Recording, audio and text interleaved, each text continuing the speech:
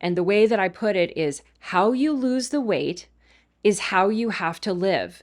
Choose carefully. So if you're doing something that is completely temporary by nature, it could be counting calories, it could be hard exercise. I do put in like, a la The Biggest Loser, that kind of exercise in diet culture, because it's totally unsustainable. Who can live like that? And a lot of people think, well, I'll just do this for a little while and then somehow that'll transition into long-term success. No, maintenance phase is another idea of diet culture.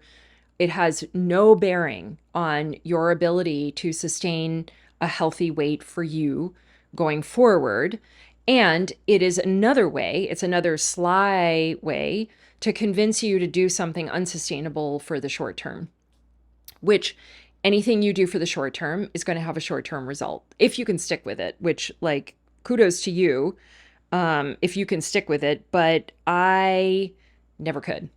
So, and by the way, like, I now think of that, the fact that I couldn't stick to any diets is now a badge of honor for me, because what it tells me all these years later was my internal wisdom, my essential self, it doesn't really matter, couldn't didn't want to sustain bad ideas. At the time, I thought I was failing. Now, when I look back on it, I realize, oh my God, I actually was resisting terrible ideas. That's really what was happening. And I feel a lot of pride about that. So, number 8, it's asking you to change all in one go. And I like to call it the big heave ho. And you'll hear it in people's language. I'm going to buckle down. I'm going to get serious. I'm going to I'm going to go all in. These are ways that we use language to essentially tell people that we're about to do something unsustainable. Because what you're really talking about is creating change. That's really what you're talking about. You're talking about creating behavior change. And the way behavior change works is that it's a lot closer to the Titanic, like you're the Titanic.